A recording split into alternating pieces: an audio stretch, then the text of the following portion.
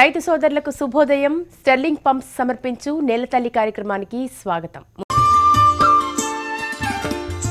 సేంద్రియ వ్యవసాయ విధానంలో పండించిన ఆహార ఉత్పత్తులు ఆహారంగా తీసుకోవడానికి ఎక్కువ మంది ఆసక్తి చూపుతున్నారు.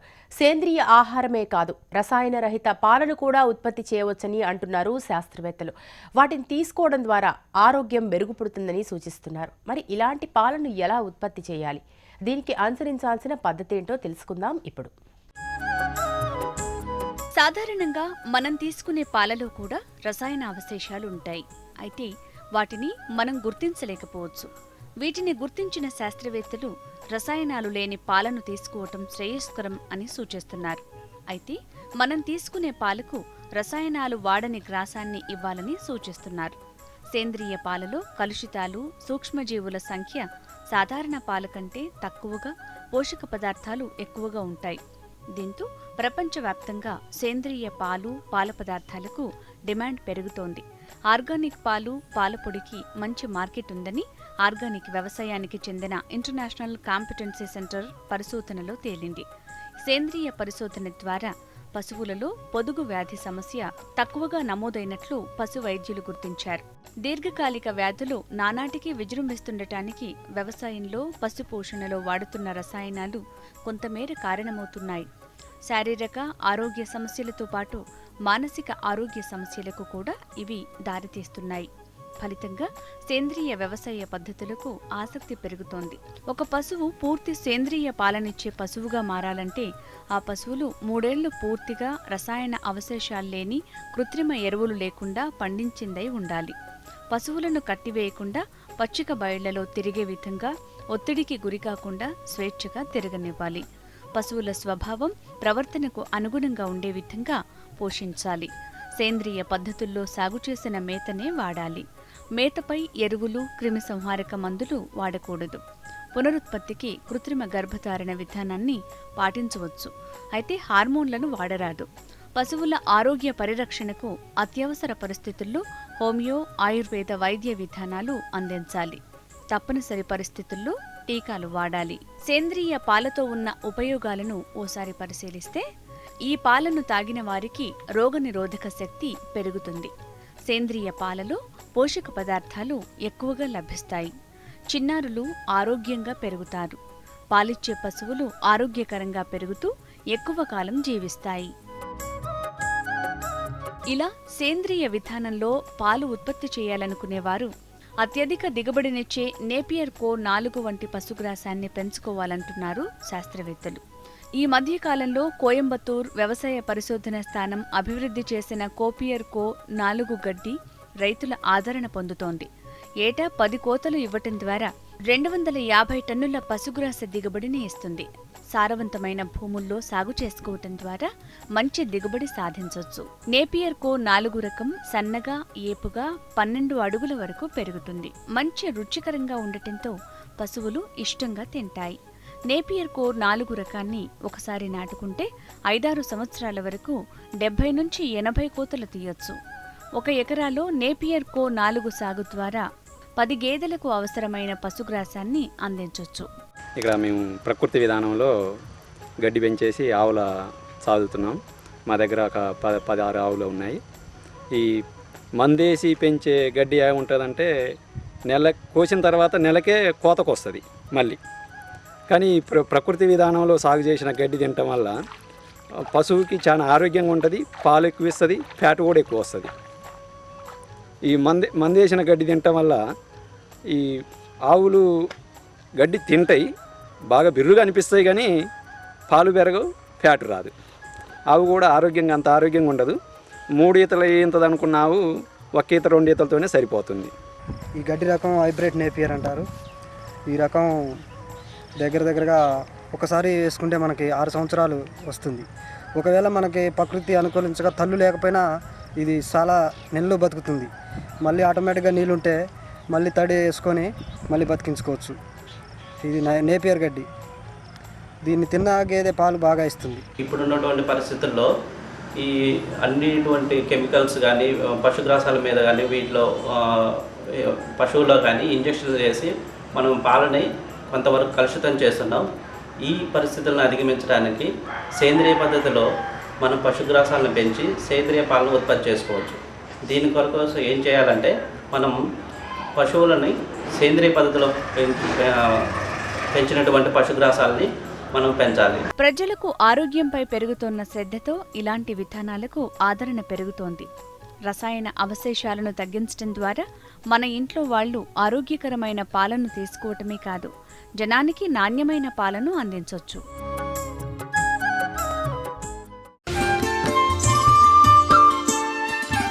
ఆ పొలంలోకి అడుగు పెట్టగానే ఏపుగా ఎదిగిన కంది చేను పలకరిస్తుంది. విరగ కాసిన కందికాయల గుత్తులు ఊగుతూ స్వాగతం పలుకుతాయి. అడుగు ముందుకు వేయగానే పాదాలను ఆనపపాదులు స్పృశిస్తాయి. వాటిని దాటి ముందుకు వెళ్తే గట్లపై గోంగూర, తోటకూర, కంద, పెండలం, అరటి, కొబ్బరి, మామిడి మొక్కలు కనిపిస్తాయి. ఈలోగా పొలం చుట్టే ట్రెంచ్లో చేపలు పైకి ఎగురుతూ తమను పట్టించుకోమని గుర్తు చేస్తుంటాయి. వాటిని చూసేలోపు కంది చేనులో నుంచి నాటుకోడి పుంజులు, పెట్టలు పరుగు తీస్తూ బయటకొస్తాయి. దీన్ని చూడాలంటే ఓసారి తూర్పుగోదావరి జిల్లాకు వెళ్లాల్సిందే. సాధారణంగా రైతులు ఒకే పంట వేయటం వల్ల ఒకవేళ ఆ పంట దెబ్బతింటే నష్టపోతాడు. పండించిన పంట చేతికొచ్చినా గిట్టుబాటు ధర రాక ఇబ్బంది పడుతున్నాడు. ఇదే కాక పంటకాలం పూర్తి కాగానే విరామం వస్తోంది. దీన్ని అధిగమించడానికి సమీకృత వ్యవసాయాన్ని ఆత్మ ప్రోత్సహిస్తోంది. రైతు తన పొలంలో వివిధ రకాల పంటలు పండిస్తూనే చుట్టూ ట్రెంచ్ తవ్వి వాటిలో చేపలు, రొయ్యలు పెంచుకోవటమే ఈ ప్రాజెక్టు ఉద్దేశం. ఈ పద్ధతిని అనుసరిస్తూ ప్రతి నెల ఆదాయాన్ని పొందుతున్నాడు తూర్పుగోదావరి జిల్లా రైతు. తూర్పుగోదావరి జిల్లా తొండంగి మండలం పెరుమాళ్లపురం స్కూల్లో డ్రిల్ మాస్టర్గా పనిచేస్తున్నారు సుధాకర్. అయినా తన మూలాలను మరిచిపోలేదు. పిఠాపురం మండలం కుమారపురం గ్రామంలో తనకున్న ఎకరం పొలంలో వ్యవసాయ శాఖ ఆత్మ ప్రాజెక్టు ఆధ్వర్యంలో సమీకృత వ్యవసాయం చేస్తూ మిగతా రైతులకు ఆదర్శంగా నిలుస్తున్నారు. ఒక రైతు తన పొలంలో ఒకటి కంటే ఎక్కువ విభిన్న పంటలు, వ్యవసాయ అనుబంధ కార్యకలాపాలను చేపట్టడాన్ని సమీకృత వ్యవసాయం అని పిలుస్తారు. సుధాకర్ తన ఎకరం పొలంలో ఆత్మ ప్రాజెక్టు ఆర్థిక సాయంతో చుట్టూ ట్రెంచ్ తవ్వించాడు. గట్టు పటిష్టంగా వేశాడు. సుమారు 60 సెంట్ల స్థలంలో కంది, మిరప, పెసర సాగు చేశాడు. గట్ల మీద వంగ, బెండ, కంద, కూరపెండలం వంటి కూరగాయలు వేశాడు. అనపపాదులు నాటాడు. హైబ్రిడ్ రకం మామిడి, నిమ్మ, కొబ్బరి, అరటి మొక్కలు నాటాడు. ఇవి ప్రస్తుతం పూత దశలో ఉన్నాయి. ట్రెంచ్లో నీరు నింపి మత్స్యశాఖ అందించిన చేపలు, రొయ్య పిల్లలను వేశాడు. 30 నాటుకోళ్లు ఇదే వ్యవసాయ క్షేత్రంలో పెంచుతున్నారు. అంతర పంటలుగా ఈ ఫస్ట్ మినుములతో కంది కలిపేసి వేసానండి, దుక్కు చేసేసి. మినుములు తయారైపోయి ఇంచుమించు అవి ఒక బస్తాన్నర వరకు అయ్యాయండి. ఈ తర్వాత ఈ కంది మినుముల కంటే కంది బాగా అభివృద్ధి చెందింది. ఎందుకంటే ఉరి చుట్టూ వాటర్ సప్లై ఉండటం వలన పదును ఎక్కువగా ఉండి ఈ కందికి బాగా అడ్వాంటేజ్ అయ్యిందండి. ఈ కంది ఇంచుమించు నా దృష్టిలో 3-4 బస్తాలు అవుద్దండి. దీనివలన నాకు ముందు కంటే ఇంతకుముందు ఈ యొక్క ఎకరం పొలము వరి ఊడ్చుకునేవాడిని. ఈ వరి ఊడ్చుకుంటే ఇంత ఇన్కమ్ రాకపోవచ్చండి. సుధాకర్ తన పొలంలో సంప్రదాయ ఎరువులు, పురుగు మందులనే వినియోగిస్తున్నారు. ఒక దేశీయ ఆవును కూడా పెంచుతున్నారు. ఆవు మూత్రం, పేడతో ఎరువులను తయారు చేసి పొలాలకు వేస్తున్నారు. వ్యవసాయ శాఖ అందించిన జీవామృతం, వేప నూనె, పిండిని పొలాలకు అందిస్తున్నారు. సమీకృత వ్యవసాయం వల్ల చిన్న రైతుకు ఏడాది పొడవునా ఆదాయం లభిస్తుందని వ్యవసాయ శాఖ ఏడీ పద్మశ్రీ చెప్తున్నారు. ఇతనికి ఉన్నటువంటి ఒక ఎకరా పొలంలో దీన్ని మనం అగ్రికల్చర్ సెక్టార్కి సంబంధించి వ్యవసాయ పంటల్ని, అలాగే ఈ చుట్టూ ఒక ట్రెంచ్, పొలం చుట్టూ కూడా ఒక ట్రెంచ్ అనేది ఏర్పాటు చేయడం జరిగింది. ఆ ట్రెంచ్లో ఫిష్ కల్చర్ని ప్రోత్సహించే దిశగా మనం చేపల పెంపకాన్ని అనేది చేపట్టడం జరిగింది. అలాగే ఈ ఇంటిగ్రేటెడ్ ఫార్మింగ్ సిస్టమ్ కోసం తయారు చేసుకునేటప్పుడు ట్రెంచ్ని ఎప్పుడైతే తయారు చేసుకున్నామో ఆ ట్రెంచ్లో వచ్చినటువంటి మట్టినంతా కూడా పెద్ద గట్టు కింద పొలం చుట్టూ వేసుకోవడం జరిగింది. ఈ గట్ల మీదకి వచ్చేసరికి గట్టు చుట్టారా కూడా మనకి ఈ మా పండ్ల తోట మొక్కల పెంపకంతో పాటు పెద్ద ఉద్యాన పంటలకు సంబంధించి కాయగూరల పెంపకం అనేది చేపట్టడం అనేది చేయడం జరిగింది. సమీకృత వ్యవసాయాన్ని ప్రోత్సహించేందుకు ఆత్మ పథకంలో భాగంగా 25,000 రూపాయల ఆర్థిక సాయం అందిస్తున్నట్లు వ్యవసాయ శాఖ ఏవో సత్యనారాయణ తెలిపారు. హార్టికల్చర్, మత్స్యశాఖ, పశుసంవర్ధక శాఖలు సహకారం అందిస్తున్నట్లు చెప్పారు. రైతు వ్యవసాయం మీదే కాకుండా వ్యవసాయ ఆధారిత వ్యవసాయ సంబంధమైనటువంటి ఇతర డిపార్ట్మెంట్ల ద్వారా కూడా వివిధ కార్యక్రమాల ద్వారా అతను లబ్ధి పొందాలనే ఉద్దేశంతో ఈ కార్యక్రమం పెట్టడం జరిగింది. వ్యవసాయం మీద ఆధారపడడం వల్ల ఏదన్నా నష్టం వచ్చినప్పుడు చాలా ఇబ్బంది పడుతున్నారు కాబట్టి వ్యవసాయ అనుబంధ శాఖలు అనేటువంటి మత్స్యశాఖ, అదేవిధంగా మనకు పశుసంవర్ధక శాఖ, అదేవిధంగా మన ఉద్యాన శాఖ ద్వారా కూడా వివిధ కార్యక్రమాలు దీంట్లో చేపట్టడం జరుగుతుంది. ఇదే విధానాన్ని మిగతా రైతులు అనుసరిస్తే ఒక పంట ఆదాయం కోసం ఏడాదంతా ఎదురు చూసే అవసరం ఉండదని అంటున్నారు.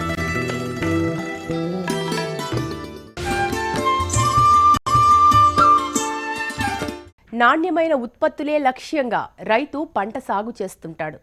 ఎంత శ్రమ కోర్చినా కొన్ని సందర్భాల్లో గిట్టుబాటు ధర రాకపోవచ్చు. నాణ్యమైన ఉత్పత్తులకు అధిక ధర రావాలంటే ఎగుమతులే పరిష్కారం అంటున్నారు అపెడా అధికారులు. ఇతర దేశాలకు ఎగుమతి చేయడం ద్వారా గరిష్ట ధర పొందవచ్చని సూచిస్తున్నారు. ఇతర దేశాలకు ఎగుమతి చేయాలంటే ఎలాంటి విధానాలు అనుసరించాలో వివరిస్తున్నారు.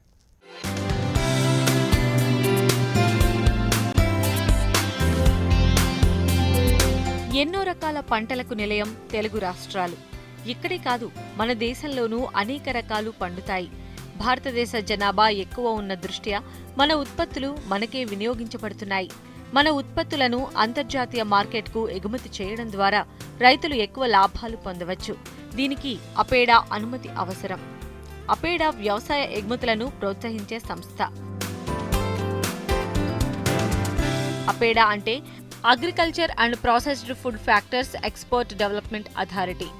ఎగుమతులు పెంపే లక్ష్యంగా దీన్ని 1997లో ఏర్పాటు చేశారు. అపెడా కేంద్ర ప్రభుత్వ ఆధీనంలో ఉన్న వాణిజ్య పన్నుల శాఖకు అనుబంధంగా పనిచేస్తుంది.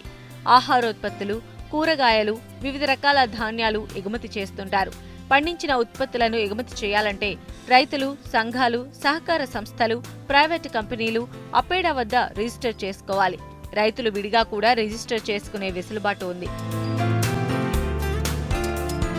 ఎవరైనా అపెడా దగ్గర రిజిస్టర్ చేసుకోవాలంటే ముందు పాన్ కార్డ్ నెంబర్ తీసుకుని వాణిజ్య పన్నుల శాఖ నుండి ఐఈసీ నెంబర్ పొందాలి. ఈ రెండింటిని అపెడా వెబ్సైట్లో అప్లోడ్ చేయడం వలన ఎగుమతులు, దిగుమతులకు సంబంధించి రిజిస్ట్రేషన్ అయినట్లే. ఈ కోడ్ ద్వారా వారు పండించే పంటను ఇతర దేశాలకు ఎగుమతి చేసుకోవచ్చు. ఐఈసీ కోడ్ అంటాము. ఇంపోర్ట్ ఎక్స్పోర్ట్, ఎగుమతులు దిగుమతులకు సంబంధించి కోడ్. అది డైరెక్టర్ జనరల్ ఫారెన్ ట్రేడ్ మా మినిస్ట్రీ కింద పనిచేసే ఆర్గనైజేషన్ కవాడిగూడలో వాళ్ళ ఆఫీస్ ఉంది. అక్కడ IEC code, pan card base చేసుకొని ఐఈసీ కోడ్కి అప్లై చేస్తే ఐఈసీ కోడ్ ఒక 20 రోజుల్లో రైతు కానీ ఎగుమతి చేసుకోవాల్సిన సంస్థ కానీ సొసైటీకి కానీ వస్తుంది. ఆ తర్వాత కరెంట్ అకౌంట్ ఉంటే బ్యాంకులోన వాళ్ళ దగ్గర కరెంట్ అకౌంట్ బ్యాంక్ స్టేట్మెంట్ తీసుకొని ఈ రెండు ఆన్లైన్లో మాకు అప్లోడ్ చేసి 5,750 రూపాయలు ఫీజు. ఇది 5 సంవత్సరాలకి ఇది ఛార్జ్ చేస్తాము. రిజిస్ట్రేషన్ ఫీజు అంటాము. ఇది ఎగుమతులకి ముందు తీసుకోవాల్సిన రిజిస్ట్రేషన్ సంబంధించింది. మన ఎగుమతులు దిగుమతులకి ప్రతి 5 ఏళ్ళకి గవర్నమెంట్ ఒక పాలసీ అనౌన్స్ చేస్తుంది. ఏమి ఎగుమతి చేయొచ్చు, ఏమి దిగుమతి చేయొచ్చు. ఏవైతే అలౌ చేశారో వాటన్నిటికీ కూడా ఎగుమతి చేసుకోవచ్చు. అలాగని ఇప్పుడు coffee, tobacco, cotton, tea, spices వీటికి రిజిస్ట్రేషన్ చేయడానికి కాఫీ బోర్డ్ అని, టొబాకో బోర్డ్ అని, టీ బోర్డ్ అని, స్పైసెస్ బోర్డు, కాటన్ కార్పొరేషన్ వీళ్ళు ఉన్నారు. మనం అపెడా వచ్చేటప్పటికి మనం తినే వస్తువులు, అలాగే ప్రాసెస్ ఫుడ్స్, వీటిని అలాగే కమోడిటీస్ అనగానే వీటు, మేజు, రైసు, మిల్లెట్స్, చిరుధాన్యాలు ఇవన్నీ మా పరివ్యూలోకి వస్తాయి. అలాగే ఫ్రూట్స్, వెజిటబుల్స్, ఫ్లవర్స్, సీడ్స్ కూడా, విత్తనాలు కూడా మా పరివ్యూలో వస్తాయి అన్నమాట. ఆనియన్స్, హనీ, మీట్ సంబంధించినవి, పౌల్ట్రీ ఇవన్నీ కూడా మా పరివ్యూలోకి వస్తాయి అన్నమాట. సో ఈ ఏ వస్తువులు ఏ ఎగుమతి ప్రోత్సాహ సంస్థ కింద ఉన్నాయన్నది వెబ్సైట్లో చూసుకోవచ్చు. దాని ప్రకారము స్పైసెస్ అంటే మిర్చి, పసుపు అలాంటి స్పైసెస్ బోర్డ్కి, కాఫీ బోర్డ్, అలాగే టొబాకోకి సంబంధించి టొబాకో బోర్డు, మిగతా అగ్రికల్చర్కి సంబంధించినవి అపీడాకి వచ్చి ఈ ఎగుమతి ప్రాసెస్ రిజిస్ట్రేషన్ ప్రాసెస్ పూర్తి చేసుకోవచ్చు. ఇటీవల ఆర్గానిక్ ఉత్పత్తులకు డిమాండ్ పెరుగుతున్న నేపథ్యంలో చాలా మంది రైతులు ఆ దిశగా అడుగులు వేస్తున్నారు. కానీ పండించిన పంటలకు ప్రభుత్వ పరంగా గుర్తింపు ఉంటేనే ఆ పంటలకు ఎక్కువ ధర లభిస్తుంది. వినియోగదారులు కొనుగోలు చేయాలన్నా ఈ గుర్తింపు ఉండాలి. దీనికి సంబంధించిన గుర్తింపును అపేడా బోర్డు అందిస్తుంది.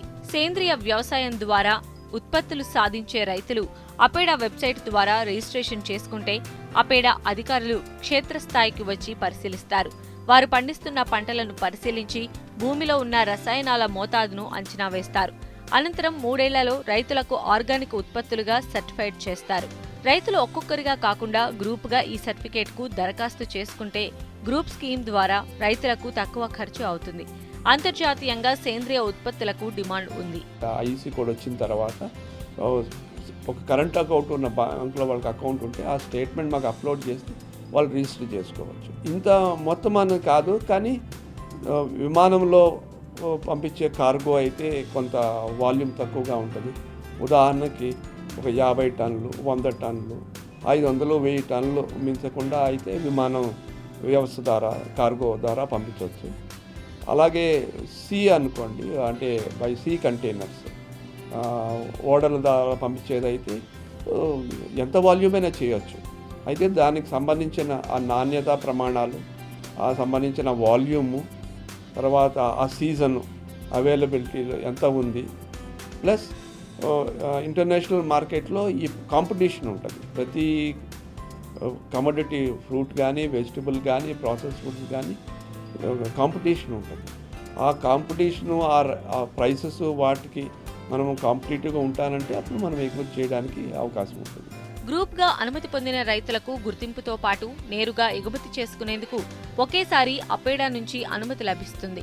ప్రస్తుతానికి తెలుగు రాష్ట్రాల నుంచి దానిమ్మ, ద్రాక్ష, మామిడి, బియ్యం, అంజూర్ వంటి పంటలను అపేడా ద్వారా అనుమతి తీసుకుని రైతులు ఎగుమతి చేస్తున్నారు. ఇవే కాకుండా అపేడా ద్వారా చిరుధాన్యాలు, కూరగాయలు, విత్తనాలు, మొక్కజొన్న, పౌల్ట్రీ ఉత్పత్తులు, ప్రాసెసింగ్ ఫుడ్ వంటి ఉత్పత్తులను ఎగుమతి చేసేందుకు అనుమతులు లభిస్తాయి. ఎగుమతి కొన్ని స్పెషల్ పర్మిషన్ కూడా తీసుకొని ఎగుమతులు చేయొచ్చు. రిస్ట్రిక్టెడ్ ఐటమ్స్ కానీ, కొన్ని కమోడిటీస్ కానీ, కొన్ని ప్రొడక్ట్స్ కానీ చేయొచ్చు. అది ఎక్స్పోర్ట్ పాలసీ రిఫర్ చేసుకొని ఏది చేయొచ్చు అన్నది చూసుకోవాలి. లేదు అంటే మళ్ళా ఎగుమతి ప్రోత్సాహ సంస్థల దగ్గరకు వచ్చి ఇది ఎగుమతి అవకాశం ఉందా లేదా అన్నది. ఉదాహరణకి మామిడి ఎగుమతి చేయాలి, మామిడి ఫ్రీ, ఎగుమతి చేసుకోవడానికి ఇబ్బంది ఏం లేదు. కానీ దాని మీద చాలా కండిషన్స్ ఉన్నాయి. కొన్ని దేశాలు, జపాన్ కానీ, అమెరికా కానీ, కొరియా కానీ, ఇరాన్ కానీ, యూరప్ కానీ, సౌదీ అరేబియా కానీ చాలా రిస్ట్రిక్షన్స్ వాళ్ళు చెప్తారు. ఒక ప్యాక్ హౌస్, అది ప్యాక్ చేసే వ్యవస్థ ఉందా లేదా, అది స్టాండర్డ్స్ ప్రకారం ఉందా లేదా, అలాగే తోటలో ఫార్మ్స్లో గుడ్ అగ్రికల్చర్ ప్రాక్టీసెస్, సరైన వ్యవసాయ పద్ధతులు, హార్టికల్చర్ పద్ధతులు పాటించారా లేదా, దానికి డాక్యుమెంటేషన్ ఉందా, ఫార్మర్ రిజిస్టర్ చేసుకున్నాడా ఎగుమతిదారుడి కింద, తర్వాత తోటలో ఎగుమతి చేయడానికి అనుకూలంగా ఉన్నాయి రిజిస్టర్ చేసుకున్నారా లేదా, తర్వాత ఈ రవాణా ఎలా చేస్తున్నారు, గ్రేడింగ్ ఏమిటి, తర్వాత అవశేషాలు, పురుగు మందులు, తెగులు మందులు అవి కొడతారు, మిగతా ఇన్పుట్స్ ఇస్తారు. ఈ అవశేషాలు ఎంత ఉన్నాయి అన్నది ముందుగానే టెస్ట్ చేసుకొని ఆ లిమిట్స్లో ఉన్నాయి, మినిమం రెసిడ్యూ లెవెల్స్ అంటాము, ఆ లిమిట్స్లో ఉన్నాయి అని తెలుసుకున్న తర్వాతే ఎగుమతి చేసుకోవడానికి అవకాశం ఉంటుంది. ప్రతి 5 ఏళ్లకు ఒకసారి కేంద్ర ప్రభుత్వం ఒక విధానం నిర్ణయిస్తుంది. దీని ద్వారా ఎగుమతులకు అవకాశం లభిస్తోంది. ప్రభుత్వం అనుమతి ఇచ్చిన వెంటనే ఎగుమతి చేయాల్సి ఉంటుంది. ఇతర దేశాలకు ఎగుమతి చేయాలంటే నాణ్యతా ప్రమాణాలు పాటించాలి. ప్రపంచవ్యాప్తంగా అమల్లో ఉన్న గుడ్ అగ్రికల్చర్ ప్రాక్టీసెస్ గ్యాప్ అంటారు. వీటిని అమలు చేయాల్సి ఉంటుంది. ఏ దేశాలకు ఎలాంటి ఉత్పత్తులు ఎగుమతి చేయడానికి అవకాశం ఉందనే అంశంపై అపేడా అధికారులు అవగాహన కల్పిస్తారు. తెలుగు రాష్ట్రాల రైతులు ఎవరైనా పూర్తి వివరాలకు హైదరాబాద్లోని రీజనల్ కార్యాలయాన్ని సంప్రదించవచ్చు. Phone number 04024745940.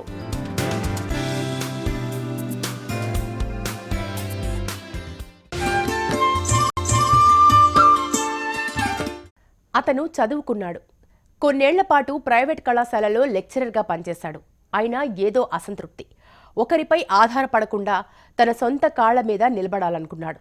అందుకు వ్యవసాయ రంగాన్ని ఎంచుకున్నాడు. పుట్టింది పేదరికంలో, సొంత భూమి లేదు, సాగు మీద అవగాహన లేదు. అయినా వెనుకడుగు వేయలేదు. ప్రభుత్వ సహాయం తీసుకున్నాడు. సాగు రంగంలో దూసుకెళ్తున్నాడు. నేడు 10 మందికి ఉపాధి కల్పిస్తూ తన లక్ష్యానికి చేరువవుతున్నాడు.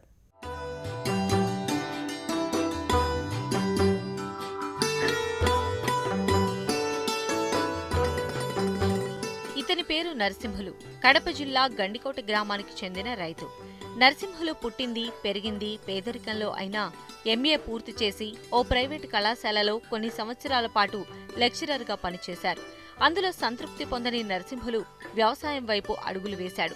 ప్రభుత్వ సహకారంతో భూమిని, వ్యవసాయానికి అవసరమైన పనిముట్లను కొనుగోలు చేశాడు. ఇప్పుడు లాభాల పంటను సాగు చేస్తున్నాడు. అందరికీ ఆదర్శంగా నిలుస్తున్నాడు.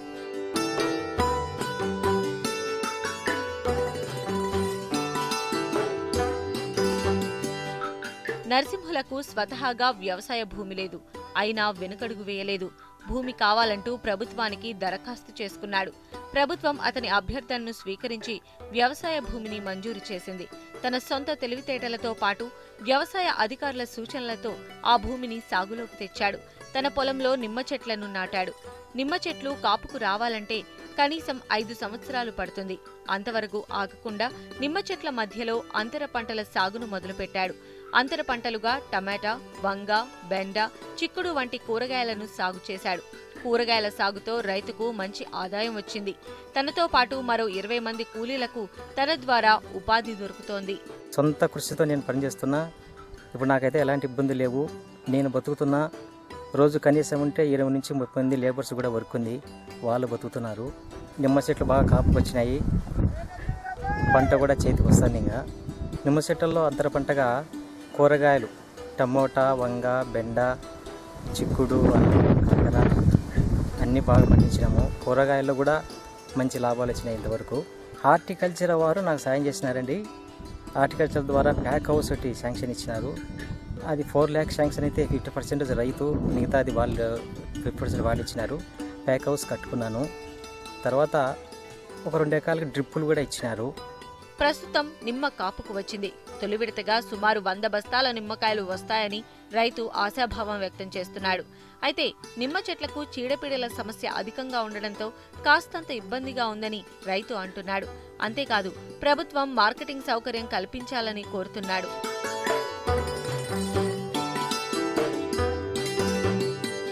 వ్యవసాయం మీద ఉన్న మక్కువతో సొంత భూమి లేకున్నా లాభాల బాటలో పయనిస్తున్నాడు ఈ రైతు. ఒక పంట విధానానికి స్వస్తి పలికి అంతర పంటల సాగుతో అదనపు ఆదాయాన్ని పొందుతున్నాడు.